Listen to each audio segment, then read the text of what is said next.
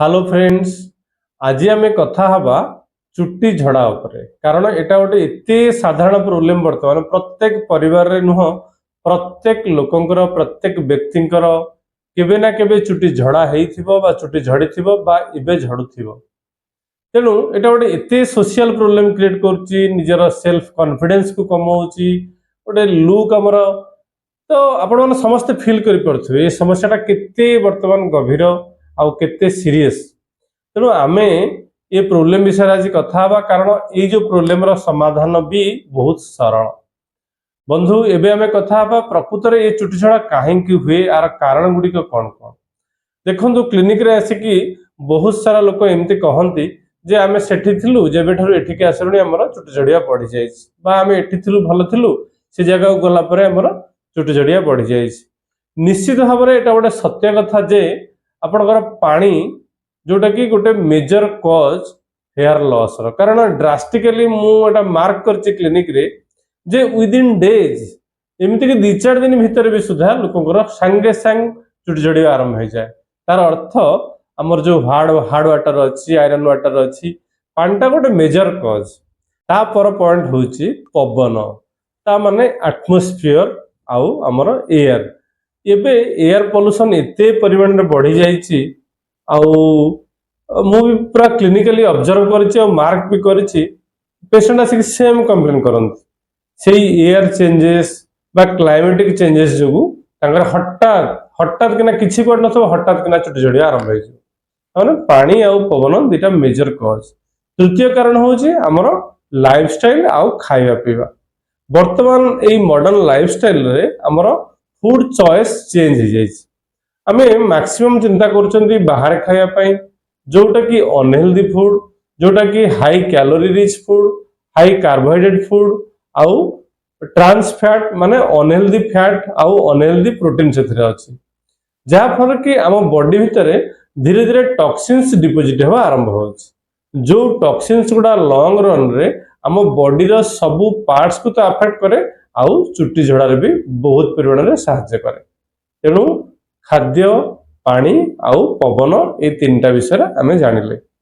वर्तमान आमे चिंता करिबा जदि आपनकर किछि रोग अछि जेमिति कि डायबिटीज, जेमिति कि थायराइड, जेमिति कि किछि auto immune disease like lupus, जेमिति कि किछि स्किन डिजीज स्काल्प रे अछि, जेमिति कि किछि बैक्टीरियल इन्फेक्शन अछि स्काल्प रे, ताहले भी हमर चुट्टी झड़ीबार संभावना बहुत थाए।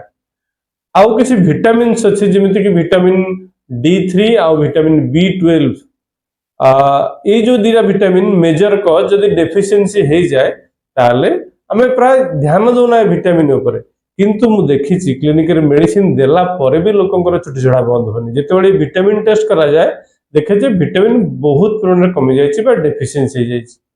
जेतेबेले तांकू विटामिन रिच फूड बा तार सप्लीमेंट मु प्रेस्क्राइब करूछि देखुछि तांकर चुटी झड़ा कमी जाउछि। जदि आपनकर किछि मेजर रोग अछि एवं सेथिपय आपण बहुत दिन धरि मेडिसिन खाउचंती, स्टेरॉइड्स खाउचंती किंबा रेडिएशन थेरेपी चलछि ताहले भी आपनकर चुटी झड़ियार संभावना बहुत अछि। गोटे हार्मोन अछि जोटा हला DHT माने डाइहाइड्रो टेस्टोस्टेरोन। सेटा होछि टेस्टोस्टेरोन हार्मोन रो एक्टिव फॉर्म। सेही हार्मोनटा आजिकली देखा होछि तो मेजर कॉज चुटी झड़िबार। तार काम हला से हेयर फॉलिकल्स को धीरे धीरे जाई से डिपोजिट हबो। डिपोजिट हला परे ताको से सुखै मारी दबो चुटी उडा को, माने चुटी उडा धीरे धीरे पतला हे जिवो, ता रूट उडा दुर्बल हे जिवो एवं अति सहज रे चुटी उडा झड़िबा आरंभ हे जिवो। आ गोटे जोटा कि गोटे कारण सेटा हो जेनेटिक्स माने आपनकर बापा मांकर बा पास्ट हिस्ट्री रे जदि आपनकर सेमानकर चंदापण अछि ताहले जेनेटिकली सेटा आम देह को ट्रांसफॉर्म होके आछे एवं गोटे सर्टेन एज रे ऑटोमेटिक चुटी झड़िबा आपण किसी एतरे करि परिबेनी। जेनेटिक्स गोटे मेजर कॉज।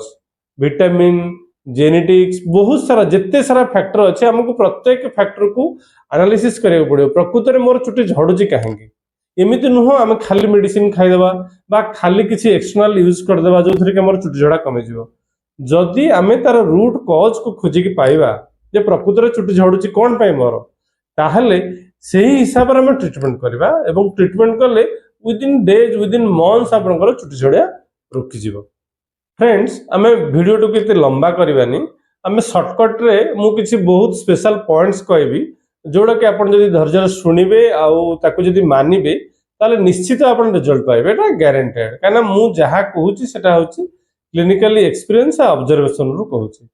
प्रथमे आमे देखिले ए जो विटामिन डेफिशिएंसी हार्मोनल इम्बालांस ए जो जेते सारा पॉइंट अछि आको आमे अति साधारण भाबरे आमे ताकू मैनेज करि पारिबा केमिति आमे केवल सिंपली हम लाइफस्टाइल की सुधारी दबा आमे जो बाहर खाद्य खाउचंती प्रकृत रे सेटा गोटे बहुत बड़ खराब कथा। प्रथमे आमे हमर घरोई खाद्य खाइबा हेल्दी फैट खाइबा हेल्दी प्रोटीन खाइबा लेस कैलोरी फूड खाइबा मीठा जातीय खाद्य को अवॉइड करिबा कम परिमाण तेल आउ हेल्दी तेल खाइबा आउ जेते परिमाण रे हमें फ्रेश फ्रूट्स खाइबा फ्रेश वेजिटेबल्स खाइबा जेते परिमाण जेते प्रकार रो परिबा अछि फल अछि आमे जे ताको डेली लाइफ रे हमर ऐड करबा ना आपण देखिए 50 टू 60% कॉज सेथिरे ही मैनेज हो जाउछि खाली से गोटे जिंस ठीक रे खाइबा भलो खाद्य खाइबा आउ जेतिकी समय हम नॉर्मली सोइबा कथा शांति रे आमे सेतिकी समय ठीक रे आउ डीप स्लीप रे सोइबा कारण स्लीप भी गोटे मेजर कॉज कारण आमे यदि ठीक रे न सोउचंती ताले स्ट्रेस हार्मोन रिलीज होची से स्ट्रेस हार्मोन टा भी गोटे मेजर कॉज चुटी झड़ार तेणु आमे ठीक रे सोइबा निहाती दरकार एवं जेतिकी समय सोइबा दरकार सेतिकी समय आमे सोइबा उचित। जो विटामिन हमर D3 मु क्लिनिकली आपन सत कथा कहूची आजिकल विटामिन D3 रो डेफिशिएंसी बहुत अधिक कारण आमे प्राय बाहर आउ फिजिकली बेसी बुलाबुली करनांती सूर्य किरण हम ऊपर पडुनी हमर फिजिकल वर्क बहुत कमी गलानी आमे सेडेंटरी लाइफ मेंटेन करूचंती तेणु धीरे धीरे देखा होची लोकंकर विटामिन D3 रो अभाव बहुत आ सेटा को ऊपर केही प्राय ध्यान दियंतनी मु एबे प्रत्येक केस पाई त टेस्ट करके देखुची लोकंकर नॉर्मल माने बिलो नॉर्मल बहुत तळु खसी आसी हमर नॉर्मल D3 टा जदि 70 ऊपर को रहबो ताला हमें हेल्दी जेतले 70 तळु खसची 30 तळु खसची एला धीरे धीरे डेफिशिएंसी हो जाउ 20 रु तळु खसला तो बहुत कम तेणु आमे प्रथमे विटामिन D3 रो सप्लीमेंट्स नेई की ताको नॉर्मल स्टेज को आनिबा कारण खाद्य खाइले संगे संगे और विटामिन D3 बढ़ी जीवनी तेणु हमको किसी सप्लीमेंट्स न पड़ो बाकी जो विटामिन B12 रहा selenium deficiency zinc deficiency biotin lycopene एगुड़ा सब जो डेफिशिएंसी रोचे ताको धीरे धीरे आम खाद्य खाइले सेटा फुलफिल हो जाई परिबो आम सफिशिएंट खाली green leafy vegetables fresh fruits fresh vegetables daily आम खाद्य रे खाइबा तापरे जदि किसी हमर रोग अछि जेमिति मु कहउथिली आपनको जदि किसी हम भीतर ट्यूमर्स अछि जदि डायबिटीज जदि थायराइड जहाँ जदि किसी स्किन डिजीज अच्छी फंगल इन्फेक्शंस अच्छी हर्पिस अच्छी बा किसी जेमिति कहथि लुपस अच्छी ताले हमको सही हिसाब रे तार ट्रीटमेंट करिया पड़िबो हम जदि ट्रीटमेंट न करिबा से रोग जदि हम भीतर थिबो ताले सेडा तो ऑटोमेटिक हेयर रूट को वीक करूचे एवं हेयर झड़िया स्वाभाविक तेणु सही हिसाब रे हमें गोटे जने भलो डॉक्टर को देखैकी सही हिसाब रे तार ट्रीटमेंट करिया निहाती आवश्यक।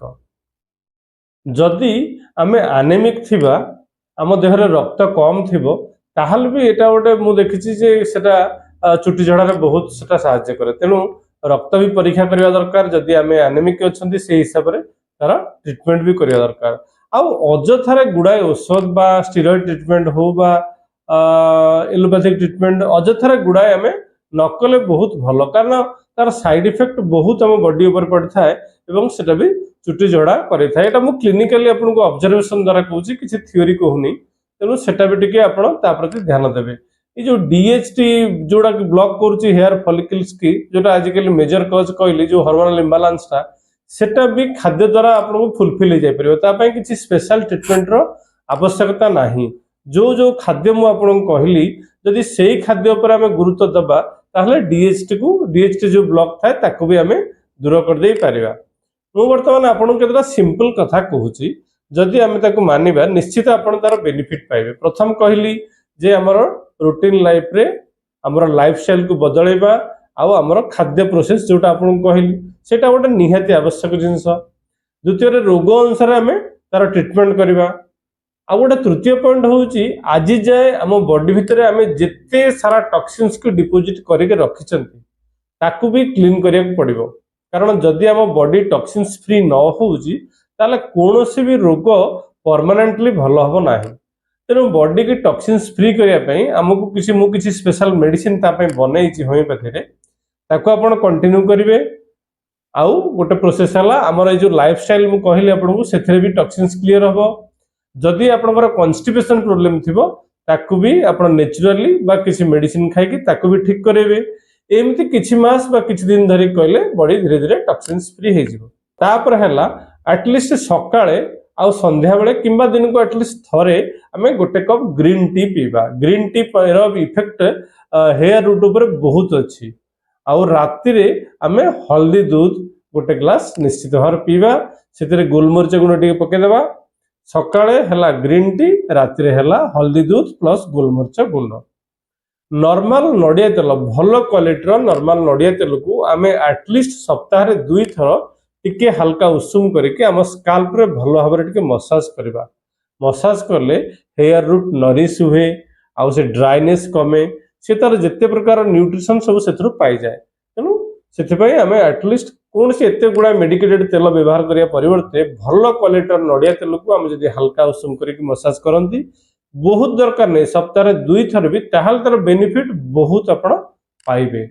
आ गोटे नेचुरल घरोई जिनस मुझे बर्तमान से प्राक्टिकल जोटा देखी मुझा हूँ जो भेरसुंगा पत्र अच्छी ताकू पेस्ट बनईदेवे। आउ लाल पियाज को ग्राइंडिंग करके तार जूस बाहर करदे। से दुटा को मिसेकी आपन जदि सप्ताह 2 थर भी स्काल्प रे मास्क टाइप रे यूज करती भल कि घंटे घंटे पर पुणी वाश करदे तार भी इफेक्ट बहुत अधिक अच्छी। तेणु फ्रेंड्स आम ए छोटिया वीडियो रे मुझे बोध हुए डिटेल्स आपन को गोटे हिंट्स देली जे हेयर फॉल रो रीजन प्रकृत रे कौन आउ आमे केमती हैंडल करि परिबा एवं आमे चाहिए ताकू बहुत शीघ्र ठीक करि परिबा। आशा करुच्ची वीडियोटी आपको बहुत भल लगी आउ मु तो आपन एतिकी आशा करी जे एटलिस्ट ए वीडियोटी के आप लाइक करंतु, शेयर करंतु आउ आम चैनल को आप सब्सक्राइब करंतु। रहिली आज एतिकी, नमस्कार।